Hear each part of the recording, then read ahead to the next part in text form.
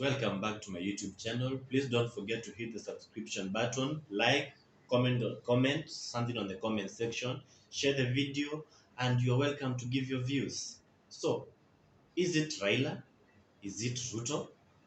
Or is it the Oka team? What do you think? Well, this is my view. As we stand right now, you are not able to tell directly who will be the next president. You're not able to tell whether it's Raila, whether it's Ruto, whether it's the Oka team. But it's a two-horse race. It's between Raila and Ruto. But the Oka team has a very big role to play on who will be the next president. So let's talk about Raila. Raila has the support of the government right now as we speak.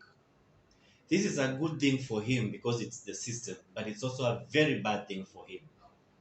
Because when the government supports or tries to push somebody too much, then it shows that it is forcing the candidate on the people's throat. So the people will create a revolution against the choice of the government. So Raila should balance on how much he goes to the people and how much he engages with the government. And Ruto was very wise on that thing. The more you support or the more you are in the government side, of course the government has its shortcomings in its own term. There are things that they haven't done. Life is very hard. So not everybody wants to hear about the government anymore. And that is why Ruto has been distancing himself from the government so that he cannot be attributed to the government's failures. So Raila should not just go kujigonga kifua saying that I have the support of the government. It is a good thing, but it's also a very bad thing. Again, if the Oka team today decided we are giving Raila our support, Raila would easily, in a landslide, win the election. But again, unfortunately, they don't trust him. He's not trustworthy. He cheated on the NASA team. And he went to Jubilee, got the goodies from the government, and he didn't share. With Kalonzo, with Wetangula, with Mudavadi, with Ruto. And they don't trust him. And some of them have vowed that they can never trust, they can never back Raila. So if the Oka team doesn't back Raila and doesn't back Ruto, then this will probably be a runoff. Because as long as the Oka team has a candidate, that candidate is going to eat into Raila's votes. Why? They have Mudavadi and Wetangula. They will have a share of the loyal votes taken away from the Raila. We have Kalonzo. His backyard will not support Raila, so he will lose those votes. We have Gideon Moy, who is insignificant in terms of the number of votes that he's bringing to the table, as far as I'm concerned, which is my respectful opinion. So Raila needs 100% support of the government and 100% support of the Oka coalition for him to be the next president. He has the government, but he doesn't have the Oka team. And if this goes to a runoff between Raila and Ruto, whoever the Oka team supports in the runoff gets the presidency, be it Raila or be it Ruto, period. So that is Raila. And again, one key issue, if Raila wants to be the president, he should choose carefully who to be his running mate.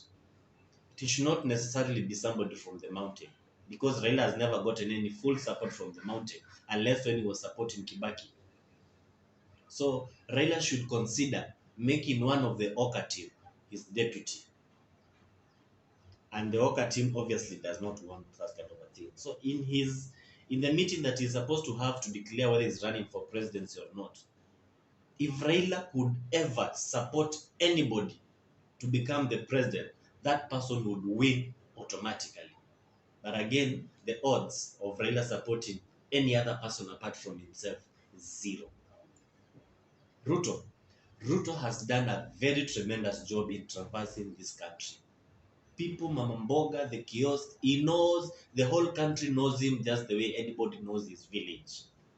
And that is a very good thing. Ruto is doing campaigns on a door-to-door level, and that is a very big advantage. So whoever the government chooses, whoever Oka supports, Ruto has the support of the common Mwananchi. So what does Ruto need to do apart from having the grassroots support? Ruto needs to choose his running mate very carefully. If Ruto chose a very good running mate, somebody who has respect, somebody who has a good track record, and somebody who is supported by both the youth and the women in this country, he would win the presidency very early in the morning. So who should it be? Mark my word, if Ruto chooses Waiguru, he is finished. Remember, Ruto has been baptized or has been nicknamed corrupt and thief, though they've never proved it. So if again he has salt on the injury and chooses Waiguru, who has a bad track record in the NYS and the Kirinyaga governmentship, then he's finished. Because the people will say it's a bunch of thieves trying to take everything away from him on the national level. So Ruto should not take Waiguru. He would rather even take Martha Karua, because if he chooses a female candidate, he will win it very early in the morning. So Martha Karua is the best candidate in the mountain. Martha Karua or Kiunjuri to be a running mate. Don't tell me Muturi. Muturi has no followers. This guy, what is his name? The best candidate that Ruto can choose in the mountain is Martha Karua. But Martha Karua again is a very hard head. She's an iron lady. She can easily disobey the president and decide to quit and decide. Martha Karua is hard-headed. You cannot control her. You cannot tame her. She is not submissive. So it is also a very bad thing for Ruto. She will bring problems in the running of government more than even Ruto has brought to the Jubilee government. So Ruto can also go to the Luya Nation and find a running mate. If Ruto chooses a running mate from the Oka team, he also has a very good advantage. He will get the support of the Baluya, the Kamba Nation, and full support of the Kalenjin Nation. And then he does major campaigns and also promises good seats to the other nations. He should distribute the power equally.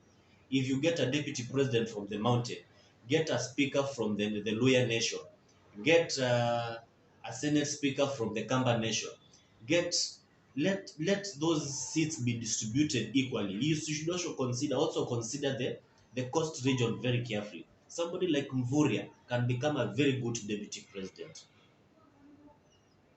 or you can give him a ministerial job. Somebody like Kingi is not 100% supporting Raila right now. He should be now thinking on how to vote him. Let Joho stand alone. But if Ruto can take Mvurya and Kingi, then he is almost good to go. The Oka team, as far as I'm concerned, they are a bunch of lukewarm candidates. So they should choose between Raila and Ruto carefully. Because this is a personal gain for them. If you choose Raila and you fail, you are doomed. Your political career is dead. If you choose Ruto and you're finished, your political career is finished. But they have a lot of power. If they support Ruto or Raila, whoever they support will win this election in a landslide. Those are my respectful views. And I have not said who the next president will be. There are a lot of decisions to be made in the very near future. And once those decisions have been made, I will make a YouTube video and tell you who the next president will be. Which decisions are those? Let's first hear whether the Raila is running or not. Who will be his running mate? If he's not running, who he is supporting? Let's hear who Ruto is taking as a running mate. Let's know whether Oka has a candidate or not, or who they are supporting. Once those declarations have been made, we will automatically know who the next president is. And these teams should avoid the government support, because the government has done a shoddy job in this second term. Everybody is suffering, the economy is bad, and Uhuru doesn't care. Uhuru is on an international level right now. He's dining and wining with the kings and the queens of the world. He is thinking about making the world green on a world level. He's thinking about stabilizing Ethiopia, Somalia, and Uganda, and South Sudan, and everywhere else. He's not thinking about the Kenyans. So if you want support from Uhuru, you have failed. You will fail early in the morning. So please, guys, subscribe to my YouTube channel, comment, share, like, and say something about the topics that we've just had. Until next time, goodbye.